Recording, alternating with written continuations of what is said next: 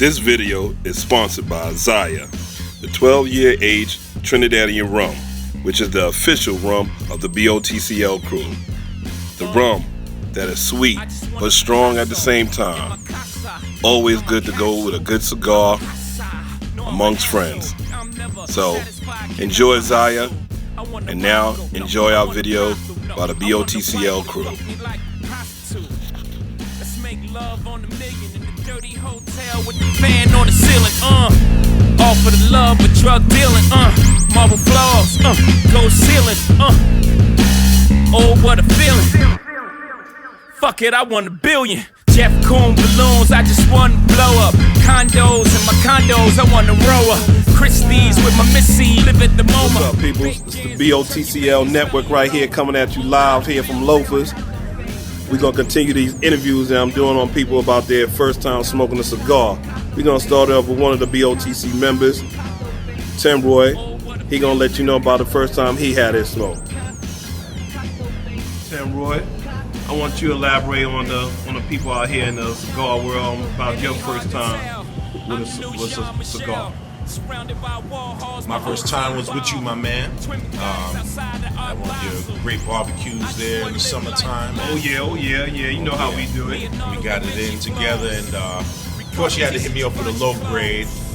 Can't remember what it is right now, but still, that just opened up the door to the world of cigars. So how was it like sitting on your palate the first time? Because remember I told you, it was, wasn't going to be one of them powerful ones, but it was going to be one of the ones that you was going to feel. And as I know, thank God you didn't give me a powerful one. But as I grew into the realm of cigars, I've grown into what I can handle, and it's been an experience that I've been carrying on and growing into, from the Gurkhas into the Drew Estates, which I'm living by, whether it's an Antanos and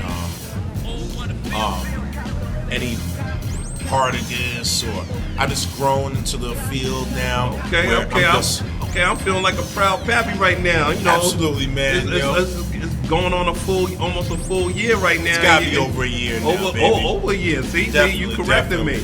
Definitely over a year, yo. Right now, I got my Antanos. I got my supply up inside my humidor that I carry with me on a regular basis. There it is. And the world of cigars stay flowing right here with BOTCL. There it is. You hear, ladies and gentlemen.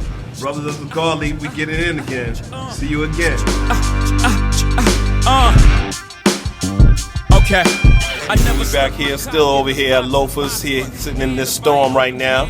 But we still getting in with, our fellow cigar smokers, you know what I mean? We going ahead and get in with my man Jamie Sarge. He's a fellow BOTCL member, one of the founding members, you know what I mean? And we're going to talk with him right now. I want you to elaborate on your first cigar, your first time. You know a CT guy, for all the people don't know what CT means, that's Connecticut. So I'm going to let you elaborate on your first cigar smoke. So my first experience with a cigar was back in '99. I was out in Arizona with some family members, and had an opportunity to try a Diamond Crown. I smoked that Diamond Crown, loved it. I just knew that it was going to be something new for me, but at the same time, it was something that completely changed my whole vision, the way I looked at cigar.